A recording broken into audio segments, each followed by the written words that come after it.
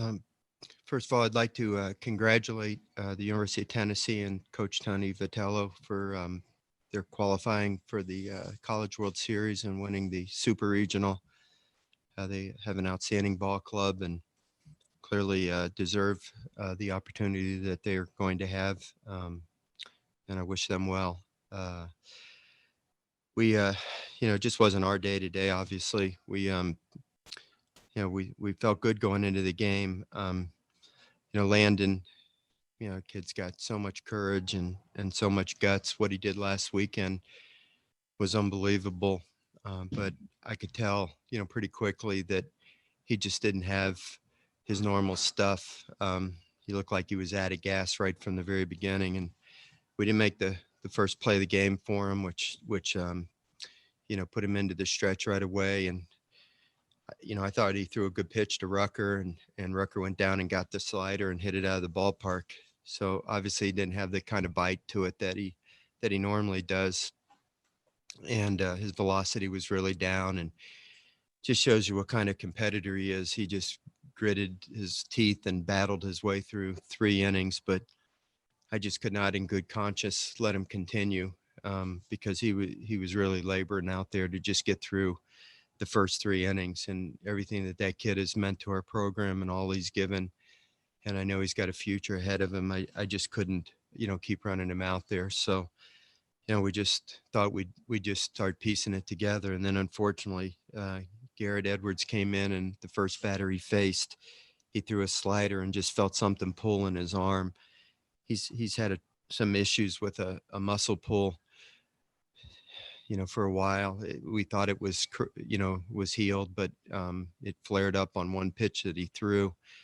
And then the next bat, I think he gave up a base hit to that batter, and the next batter hit a home run off of him. And then he walked the next batter. And when we went out to the mound, he was being honest with Coach Dunn. And so we had to take him out of the game. And, things just kind of unraveled there. And then we just decided to go with AJ, and AJ held him down there for a couple of innings. But man, it's hard to hold them down in this ballpark for very long. The ball just jumps out of here.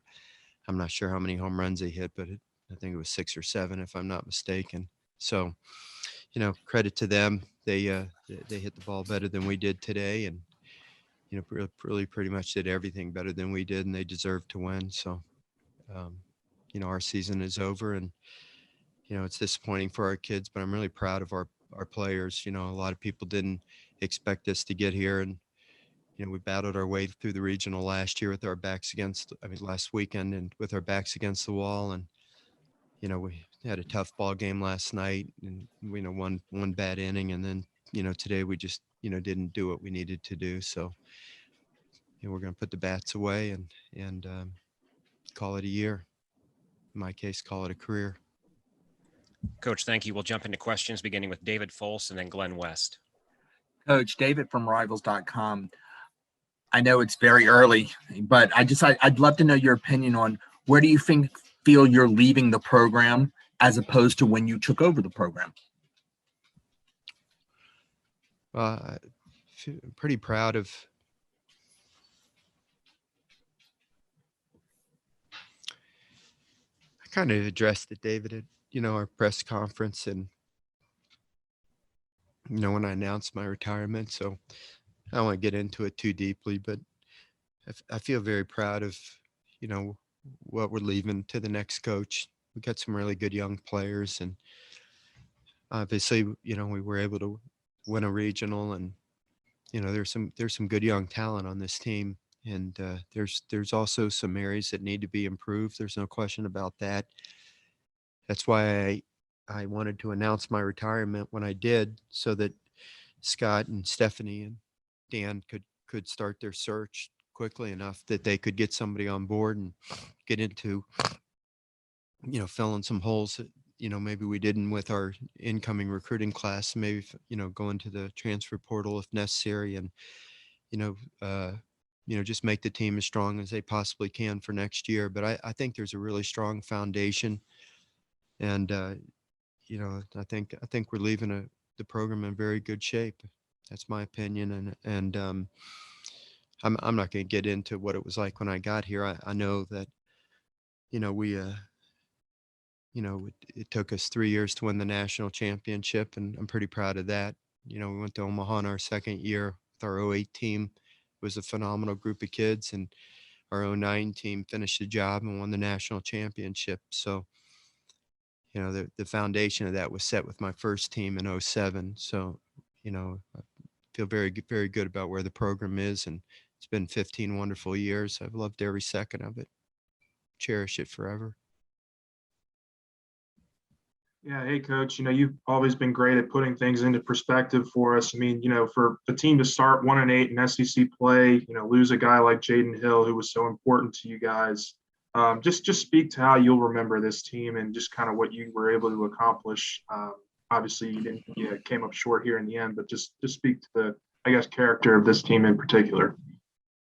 Well, even today we're down 11-2 and never gave up. We just kept battling, and AJ came in and did a great job for us for a couple innings there, and we had some real quality at bats. And the Tidwell kid has a good arm. He's going to be an outstanding pitcher in this league for a couple more years. And somehow we got 6 runs off of him. I don't think he's probably given up 6 runs very frequently this year. He's outstanding. So our kids battled like crazy, and we got counted out a lot of times during the course of this year. And our guys never gave up. They're a resilient bunch, and I love them to death. I'll always remember them. They're my last team. Go next to Ron Higgins and Andrew Doak. Yeah, Paul, what advice would you, I guess, leave the next coach who takes this program over, as far as something that you didn't expect when you took over, that you had to learn, that you feel like you would like the next coach to give a heads up about what it is to coach at LSU, how to coach it? Oh, that's a tough question to answer right now, Ron. It's kind of, still feeling the bitterness of the season come to an end right now. I hadn't really thought too much about that. I just think that, the new coach has to know that there's a lot expected of you here without question. It's an awesome fan base. There's a lot of people that care about LSU baseball. You have a lot of resources, you have a great administration. But you have to be confident in yourself, and you can't listen to the criticism too much and let it change you. You have to be confident in yourself and stick by what you believe. You got to do it your way. And I've tried to do that without being arrogant with people. I mean, I care about people, and I've tried to show people how important they are to me and to our team and to our program. And people are passionate about LSU baseball, and don't confuse their passion with, the, I don't know what the word is, the criticism sometimes can hurt, but it's just because people are passionate about the program, and you can't take it personal, if you know what I mean. And I think I would give the new coach that advice. Just be confident and go do your thing. And I'm gonna still be in Baton Rouge, hopefully for the rest of my life, and hopefully that'll be a long time.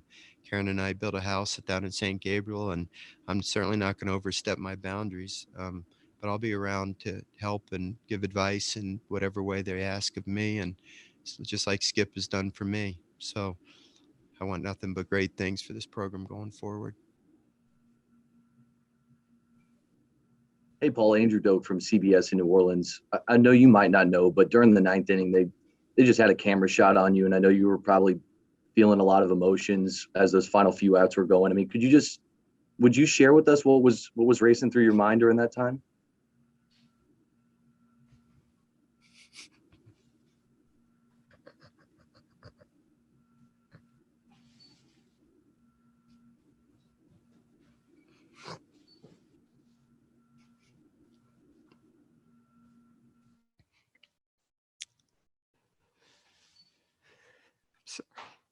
I'm sorry.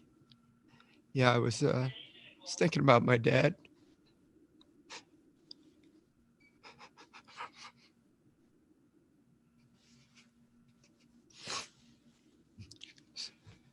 Just thinking about my father, talking to him. Thinking about my son. Up in South Bend, I was thinking about my wife and my children down here that were with me through all this. And hey, listen, I want people to be sad for me. I've been the luckiest guy in the world.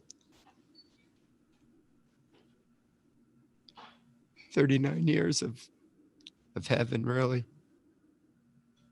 Got to live out a childhood dream. Got to do what I wanted to do with my life. Who could ask for more? Nobody should. No, these are not tears of being upset. These are tears of happiness and gratefulness. I got to do what I wanted to do. And my dad got to live a long life and got to share it with me for most of the time. But I miss him, and I miss talking to him, and love my family. And I'm glad that they've shared it with me. But I also think that we're looking forward to our next phase of our life. You know, I'm excited about what the future holds for us, and looking forward to watching my son be a dentist and spending time with my grandchildren and living some life, you know, doing things that we never got to do, especially during the spring. So, but during the ninth inning, really, mostly I was just thinking about my dad. We'll conclude with Troy Provo Heron and Wilson Alexander. Hey, Paul, first off, congratulations on a fantastic career. As somebody who's coached at a perennial power for so long, I was just wondering if I could get your insights on what Tony has done to build Tennessee over the last 4 years and what you think Tennessee is capable of in Omaha. You know, I tell you, their pitching is really good, and I think that's what a lot of people don't give them enough credit for. To pitch, you know, to pitch in this ballpark is not easy. How many home runs were hit today in this game? Like 10 or so, 10 home runs. At one point, I think there was 17 hits and 10 of them were home runs. So their pitching's really good, and in that ballpark in Omaha, I think anybody that pitches the ball well, you're not going to hit 10 home runs in a game. There might not be 10 home runs hit in the entire tournament up there. So if you throw the ball over the plate and you got good stuff, you got a chance to win up there. And, you know, Tony's done a terrific job here, and you know, they've had history in the program here when Chris Burke played and Todd Helton, and you know, even years before that. So you know, it's always been kind of a sleeping giant, and he's brought it back to life, and you know, good for them. Like I said, I congratulate them on what they've done. Go ahead, Wilson. Okay. Paul, you'd said a minute ago how you'll still be in Baton Rouge. You'll still be involved as much as you think is necessary. In the coming days and weeks here, what's that sort of going to look like for you? Are you going to help the players transition in any way, or are you going to just sort of step out of everything? No, I have some things that I'll need to, you know, do to help the new coach in the transition. And we have summer camp. I don't, you know, we got to make sure we're good and organized with that. With Eddie Smith moving on to his new job, you know, we'll have to get that taken care of. And you know, you said, you know, I don't know how you phrased that initially, but it's not what I think I need to do, but what the new coach asked me to do. I'm not going to in any way overstep my boundaries. I'll be there when he asks, you know, for any advice or has any questions, but I'll make myself available to him, but I will never overstep my boundaries. That's for sure. But I don't know, to be honest with you, Wilson. I'm not of clear thought right now about what the next step is. I'll have a night to think about it. And first I got to say goodbye to these kids, and then we'll see what the list is of what we got to do to wrap things up for this year and get everything prepared for the transition to the new coach. Coach, thank you. And on behalf of the University of Tennessee, thank you for everything you've done to continue to elevate the profile of SEC baseball. Thank you. It's very kind of you. Thank you.